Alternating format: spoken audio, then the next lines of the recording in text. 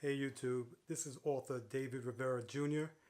and I have to preempt this by saying that I won't be talking about any of the novels that I've written. This is a health subject. And the reason that I'm doing this video is because a couple of weeks ago I put a video out talking about peripheral neuropathy and stem cells and nerve regeneration, but I never told anyone how I got the symptoms of peripheral neuropathy, and it was on purpose. I purposely didn't mention it because I thought it deserved more attention than I could give it in that one video. So this is the video I'm telling it on, and I'll be right up front. I'm going to say it. It's B12 deficiency, and I'm asking that. It sounds simplistic, and you may say to yourself, well, I've checked myself for B12 deficiency and I don't have it, but this is a bigger story than that, and I hope that you hang on and listen to what I have to say and listen to my whole story before you make a decision about whether you have it or not. So it's kind of long. I am a storyteller, so here it goes. My symptoms actually started 5 years ago. I started having what they call fasciculations, which means that the muscles start popping all over your body, or just in one area for no reason at all. Of course, I looked it up in the medical journals, and the first thing that came up was ALS, which is Lou Gehrig's disease, which means that your body starts to shut down, and then you're really trapped. Your brain is okay, but you're trapped inside your own body. You can't move. So that was really scary. That's what I thought I had because that's the first thing that popped up. And I went to a neurologist and I had an EMG done. That's when they test your muscles for nerve demyelination. And they said there was something going on, but it wasn't ALS.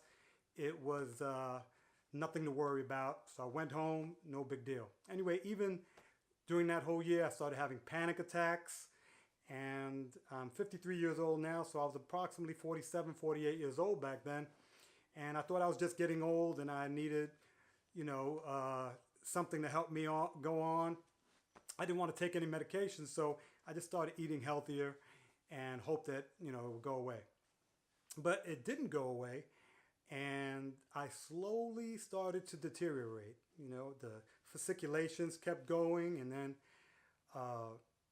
little by little, I started getting more and more anxiety attacks until 2 years ago. What started happening was that my feet started to get numb, and then my hands started to get numb. And that worried me, so I went to a doctor, and they couldn't figure out what it was. They checked me for B12 immediately, and they said, nope, my B12 is okay. And they checked for my sugar, and of course I didn't have diabetes. And they just kept doing one test after another, ruling out one thing after another, till finally they couldn't figure it out. And they sent me to a neurologist. And the day that they sent me to a neurologist, I got a call from the doctor's office, and they told me that I had lupus. And I was like, wow, I was thankful. I had lupus. I knew what to do, they figured it out. At least they could give me some medication and I would feel better. So I went to the neurologist anyway, and he gave me an EMG at that time. And he told me, yes, I had nerve demyelination in my legs. And so I was like, okay, maybe, that's part of the lupus cause. So, of course, they sent me to a hematologist to find out what was really going on. And of course they told me, no, I did not have lupus. I went to another doctor and they told me that I had Sjogren's disease, which is another autoimmune disease just like lupus, except it has a few more problems that are attached to it. In any case, I was slowly going downhill, and one doctor after another kept telling me that I had one thing, and then they would rule it out. They told me I would have MS. They were sure I had MS. And then they said, okay, we're going to have to rule it out anyway. So they sent me to get an MRI, and the MRI said that no, I did not have MS. Another thing ruled out. The last thing that they wanted to rule out that I refused to go through was bone cancer, a very specific kind of bone cancer.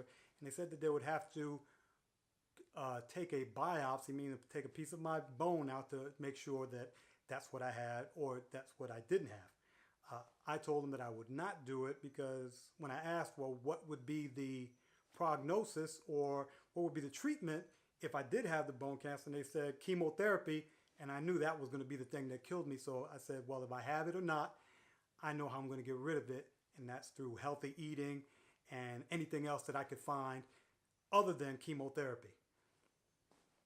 That being said, I kept doing my own research, and I came up with this. Actually, I came upon a video, and this guy, he was a doctor, a pediatrician by the name of Dave Carr, and he had this video, and it told how he had B12 and B12 deficiency, and they didn't find it till it was too late. And he was a doctor, and he didn't figure it out for himself, and none of his doctors figured it out. He eventually lost most of the use of his legs. He was deaf, blind, couldn't stand on his own. His voice was gone, and all of those symptoms sounded like what was going on with me, because by the time I saw that video, the neuropathy had reached all the way up to my thighs. I could barely feel my genitals. My hands felt like I had gloves in them all the time. As you can hear, I don't have much bass in my voice. I used to have a very bassy voice, and the bass went out of my voice. I could barely speak, and the thing that made me think I was really dying was I couldn't swallow anymore. My own saliva started to drown me because it would go down on its own without the muscles in my throat moving. The saliva would just go down, and I would start choking on my own. That was a very scary thing, and when that started happening was the day I actually told everyone goodbye and told them that I was probably going to die soon. And then I saw that video. Then I saw the video with Dave Carr, and it showed how you can have a B12 deficiency and still test positive for B12. I'm going to explain it to you right now. So when I first saw the video saying that I might be B12 deficient, I started popping B12 pills like chiclets. I just kept popping them in my mouth, and I was like, well, maybe this is what I have, then I'm going to get rid of it by popping B12 pills. So I asked my doctor to give me another B12 test, and she took the blood. They sent it to the labs, and once again, it came back that I had too much B12 in my system. But after watching that video, I know that that was impossible because I've always had stomach issues, and I have malabsorption problems all the time. I go to the bathroom immediately after eating any meal. So I knew I always had malabsorption problems from the time, since I was a teenager. So I told the lady, because I saw this actually in the video that I saw, to give me a VCBC. And what that stands for is unsaturated vitamin B binding capacity. And what that means is that if I can't absorb it, it'll still be in my blood, but you're supposed to have something called transcobalamin. Cobalamin is B12, and the protein that takes it throughout your whole body is called transcobalamin. So when they check for the VCBC, what happens is if they find your B12 is on something called haptocorin, then that means that it's not being taken throughout your body by the transcobalamin, and if anything, like minuscule amounts are being taken by the haptocorin.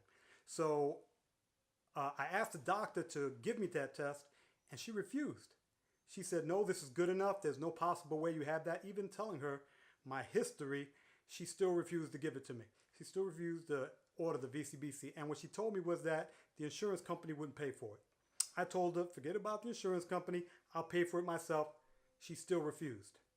I said, okay, what about my business? Maybe she knows what she's talking about. By the way, the person that I live with, my better half, my daughter's mother, and my spouse is a physician, and I was asking her all of these questions about what was going on with me, stuff that she couldn't answer because she told me that B12 in medical school was probably an hour-long lecture, and that was it. So there was, but so much that she knew about B12. As a matter of fact, I could tell you right now that I know she knows probably double what she used to know about B12 now that we found out what the problem is with me. But I probably know 4 or 5 times that amount. So saying all that, I kept going back to these other doctors, and like I said, they told me I had lupus. Another doctor told me I had Sjogren's. But the one that really scared me was when I went to the first neurologist. What really stuck in my mind is that he said that there was a possibility that I had olivopontocerebellar atrophy. He kind of said it under his breath, and I said, what was that? He's like, oh, don't worry about it. You probably don't have that. But it kind of stuck with me, and when I looked it up, it was exactly what that doctor, Dave Carr, what they told him he had, and that was a death sentence for him, so it panicked me. But at the same time, it made me say, you know what? Well, maybe I need some B12 shots. So what I did was I went online on my own, and I ordered B12 shots. Mind you, I could barely talk, and I was swallowing my own spit. I was almost drowning every day in my own saliva. I couldn't feel my feet. I couldn't feel my hands, and my genitals were partially numb, and I was having crazy panic attacks. So I ordered the B12 shots online from an online source, and I injected myself. And it took about a week and a half before I saw any results. But after a week and a half, the results were really, really critical. I mean, they changed my whole life from that point forward. My voice started to come back. Immediately I could swallow again. But apparently I had done enough damage and enough demyelinating to the nerves in my hands and in my feet and other places, like my arms, to that it was what they would have called permanent. Like I said in my other video, I'm working on treating those things. I've gotten so much better since fasting, but I want to tell people, and I want to point out some of the symptoms that people are going to tell you are one thing, because apparently these doctors could have just told me that they don't know what it is, but they kept wanting to name the disease that I had, even though there is no name for it, except for maybe pernicious anemia. But by the time anyone tells you that you have pernicious anemia, that pernicious part means that it's really a death sentence, that there's nothing else that they can do for you.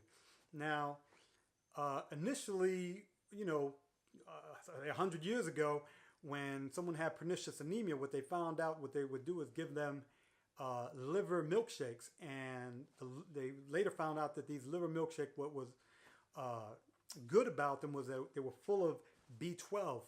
So now, shoot over to 1970, whatever, 70 something, people were started to get B12 shots because they were having, neuropathy and panic attacks, and some of them were getting depressed because it causes depression when you have no B12. So they would started giving them shots, and people started feeling better. But sometime in the 80s, the insurance companies came up with a scheduling of specific drugs that told them when the insurance companies would pay for it. And in the 80s, they determined that insurance companies were not going to pay for it anymore. So doctors stopped giving it to people, and they started telling people that if you were feeling depressed, or if you're feeling any of these problems that I'm talking about right now, that it must be in your mind. It must be a psychological thing. When we know what insurance companies and these medical companies will do and say to make extra money, because B12 shots take away so many symptoms of so many things that drug companies have a so-called medication for, that why would they want to give you something? By the way, B12 shots only cost approximately $1.50 to $2 per shot. So there's a very little way that they can make money off of this. That drug companies can make money off of this. So they're not gonna go around saying, yeah, everybody take B12 shots when they're selling, every other drug to combat all the other all the other symptoms that you may be getting from a lack of B12. And I'm going to read you some of the symptoms right now.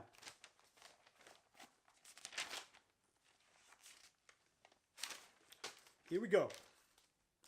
Peripheral neuropathy, shortness of breath, dizziness, pale or yellowish skin, swollen dark red tongue, weight loss, diarrhea, numbness or tingling, muscle weakness, irritability, unsteady movements, mental confusion or forgetfulness. Another symptom that I have, which is crazy for somebody who's a writer, is that my memory was going. And I don't mean like I was just, being forgetful. I was forgetting the names of family members.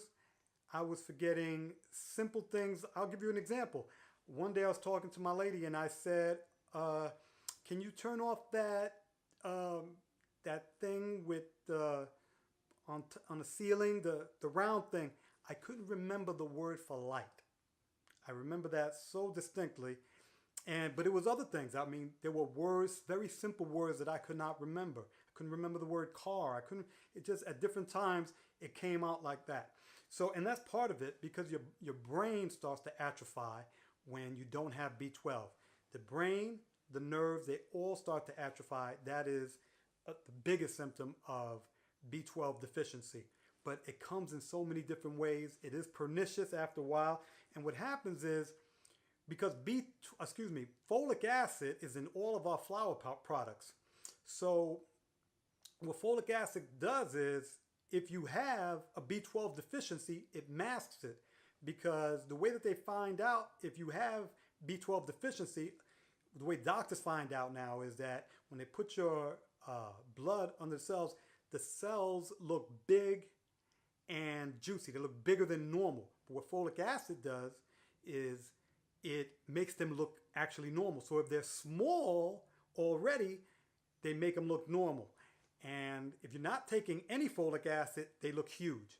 So that's why that test really doesn't work, and especially why it didn't work for me, because one, I don't eat flour products because I'm gluten intolerant.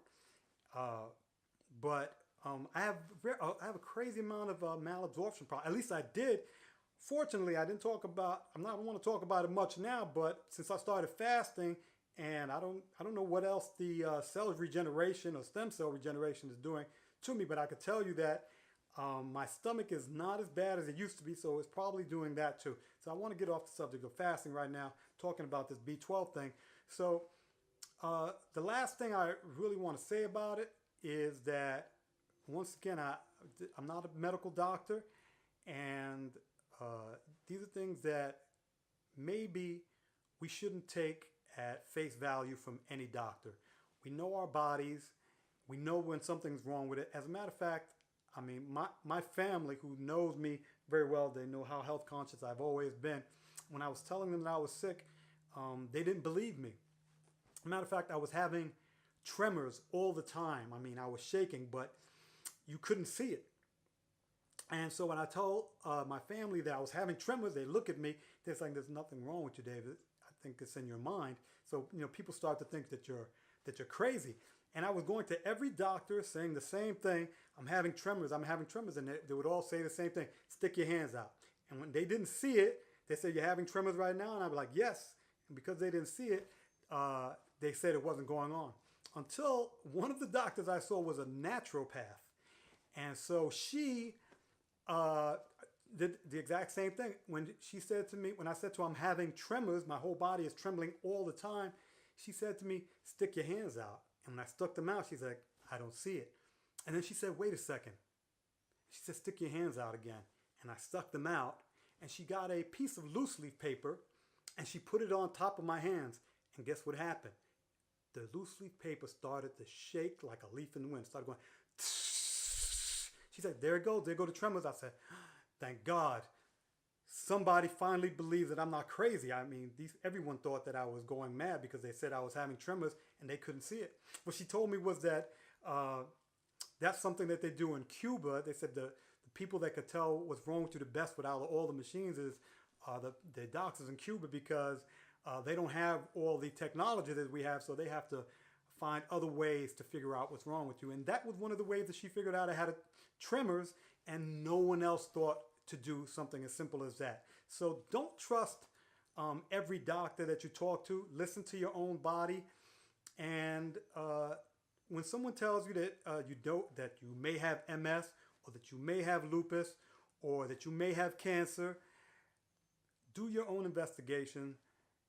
Yes, talk to your doctor, consult with your doctor, but consult with yourself and listen to your own body. You may not need B12 shots, but please take a B12 supplement every day. The way that we get B12 is usually from red meats, and the beef that that a lot of us eat now. All I eat now is grass-fed beef, and for a long time I didn't even eat meat, but that might have been part of the cause of me being B12 deficient, because B12 comes mostly from red meat.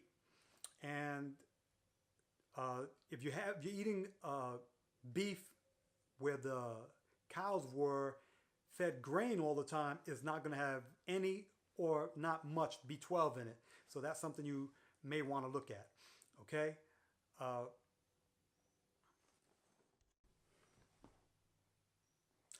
So if you're on metformin or any statins, or if you're taking any kind of acid relief medication like Prilosec, Prevacid, or Nexium, you should know that those things will stop B12 from getting into your body. And if you're after a certain age, like in my age group, anybody 50 and over, you have to know that we start producing less hydrochloric acid. So when you're taking B12 orally, most of the time it doesn't break down properly. There's a malabsorption problem, so it does not get into your tissues properly. You're gonna want to check for that also.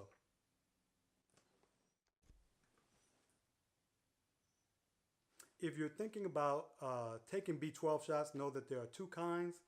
There is methylcobalamin, which is a natural one, and cyanocobalamin, which is the ones they mostly make in labs.